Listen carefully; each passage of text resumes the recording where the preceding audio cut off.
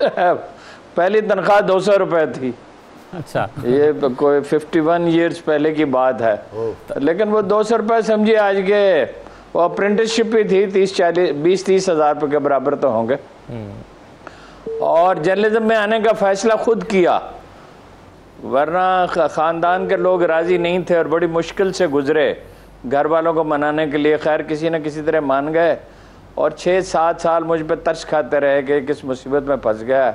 अच्छा भला MBBS doctor बन सकता था, CSS कर सकता था, मगर ये कि ग्रेजुअली बहरहाल हालात बेहतर होते गए तो ठीक हो गई सूरत हाल। अच्छा, तो हारून साहब, इब्तदा में आप क्या काम किया करते थे और कब आपको लगा कि बड़े सही जगह पर आप आ गए हैं और वहाँ से आपको फिर आपका राइज शुरू हुआ, उरूज मिलना शुरू हो गया? नहीं, वो तो पहले दिन से ही मुझे ख्याल था कि मैं ठीक जगह पे हूँ और मुझे कोई शुबा नहीं था कि इंशाल्लाह अगर मेहनत की जाए, और मेहनत बहुत करनी पड़ती थी, मुशक्क़त अब उसका अंदाज़ा नहीं हो सकता, इसलिए कि बग़ैर टेप रिकॉर्डर के मॉनिटरिंग करनी पड़ती थी। और न्यूज़ रूम में काम करते हुए अचानक हुक्म मिलता था कि वो चले जाएं, वहाँ एक जलसा है, उसकी रिपोर्टिंग करके वापस आके फिर काम शुरू कर दें और टेंडर नोटिस का तर्जमा कर दें और एक एडिटोरियल नोट लिख दें, और ये कॉलम अधूरा रह गया तो इसका एक चैप्टर लिख दें।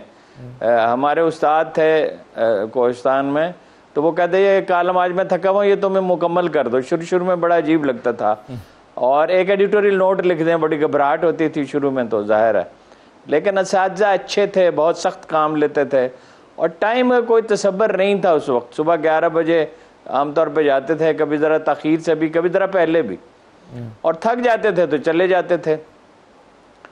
तो अब अलबत्ता कभी कभी अफसोस होता है जो माहौल हो गया है जर्नलिज्म का, वरना बड़ा अच्छा वक्त गुजरा, पूरे 51 ईयर्स गुजर गए। नहीं, दबाव वगैरह हमने कभी नहीं झेला, तो वो प्रॉब्लम्स तो हमेशा रहे, माहौल इतना गंदा कभी नहीं था।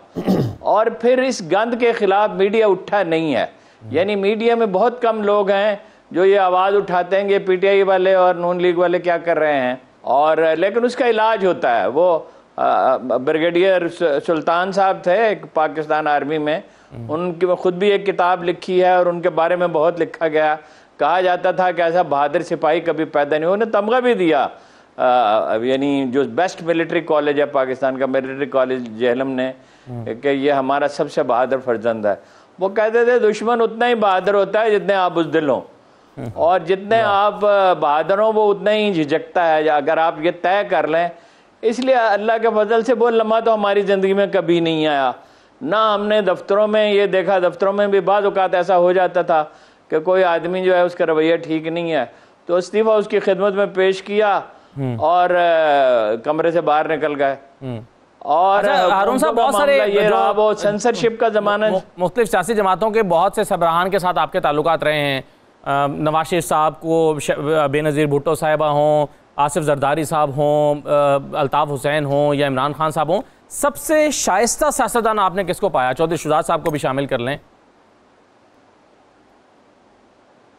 सबसे शाइस्ता आदमी यहाँ चौधरी शुजात भी हैं, फ़ख्र इमाम हैं, और कई लोग हैं, मुमकिन है इस वक्त बाद नाम जहन में ना है, लेकिन ये है कि तनकीद के मामले में मैं आपको एक अजीब बात बताता हूँ। यानी सबसे ज़्यादा तनकीद जिन लोगों पे मैंने की वो मौलाना फजलुर रहमान है, मगर उनकी पार्टी ने गाली गलौज कभी नहीं की।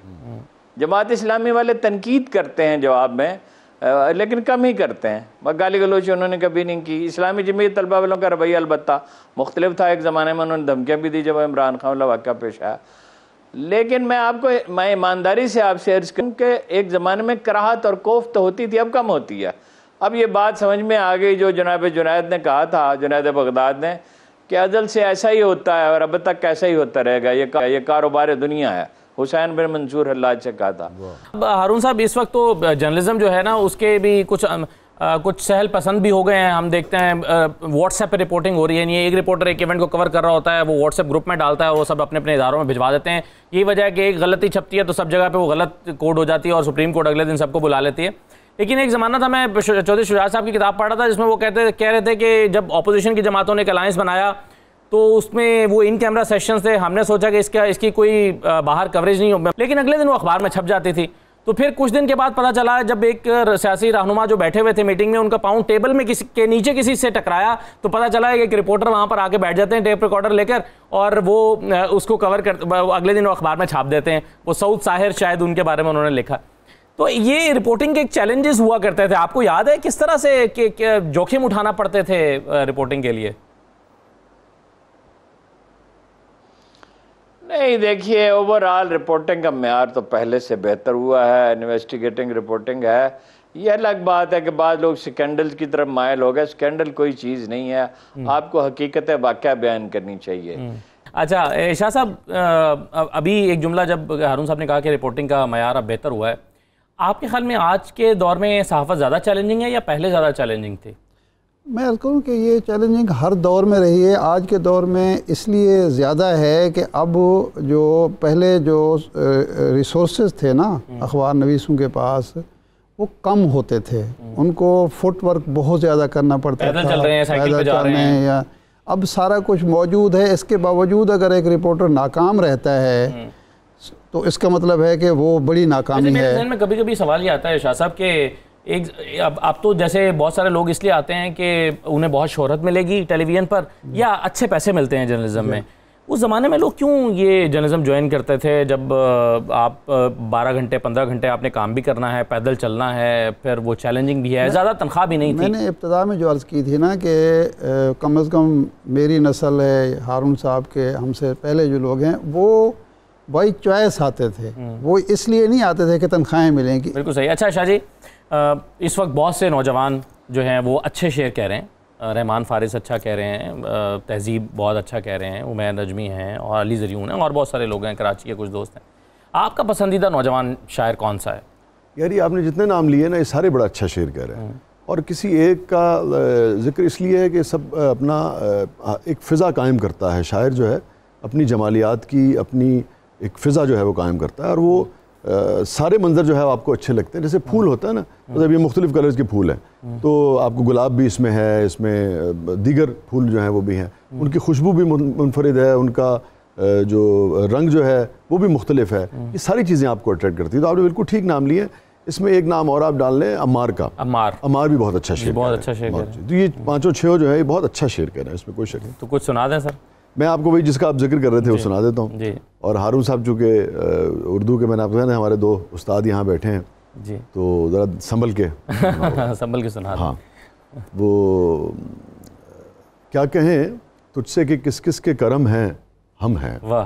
क्या कहें तुझसे कि किस किस के करम हैं हम हैं। यही साफ़ियों की जो उन्होंने अपना पूरी जो कथा सुनाई है वो यही है कि क्या कहें तुझसे कि किस किस के करम हैं हम हैं, कुछ तेरी दुनिया के सितम हैं हम हैं। क्या कहें तुझसे कि किस किस के करम हैं हम हैं, कुछ तेरी दुनिया के सितम हैं हम हैं। साकिया हिफ्ज़ मरातिब का ज़रा ध्यान रहे। वाह वाह वाह। साकिया हिफ्ज़ मरातिब का ज़रा ध्यान रहे, जाम लगता है कि मयार से कम हैं हम हैं। वाह वाह वाह। साकिया हिफ्ज़ मरातिब का ज़रा ध्यान रहे, जाम लगता है कि मयार से कम हैं हम हैं। और हाय क्या जान के दरवाज़ा न खोला उसने, हाय क्या जान के दरवाज़ा न खोला उसने, हाय क्या जान के दरवाज़ा न खोला उसने, वाह वाह। हाय क्या जान के दरवाज़ा न खोला उसने, हम पुकारा ही किए यार ये हम हैं हम हैं। वाह वाह। हाय क्या जान के दरवाज़ा न खोला उसने, हम पुकारा ही किए यार ये हम हैं। और जिनको मजनू भी किया करता है झुककर आदाब, जिनको मजनू भी किया करता है झुककर आदाब, गरचे इस तरह के आशिक बड़े कम हैं हम हैं। वाह वाह वाह। जिनको मजनू भी किया करता है झुककर आदाब, गरचे इस तरह के आशिक बड़े कम हैं हम हैं। वाह। तूने पूछा है तो अहवाल बता देते हैं। वाह वाह वाह। तूने पूछा है तो अहवाल बता देते हैं, बस तेरी याद है और आखिरी दम है हम हैं। शुक्रिया। तूने पूछा है तो अहवाल बता देते हैं, बस तेरी याद है और आखिरी दम है हम हैं। और तू ही शिराज़े जान है, तू ही शिराज़े दिल, तू ही शिराज़े जान है, तू ही शिराज़े दिल, जब तलक हम पे तेरे जोरो सितम हैं हम हैं। वाह वाह वाह। तू ही शिराज़े जान है, तू ही शिराज़े दिल, जब तलक हम पे तेरे जोरो सितम हैं हम हैं। और ये हमारा है किसी और का लाशा तो नहीं, ये हमारा है किसी और का लाशा तो नहीं, किस लिए आँख के गोशे तेरे नम हैं, अरे ये तो हम हैं। वाह वाह।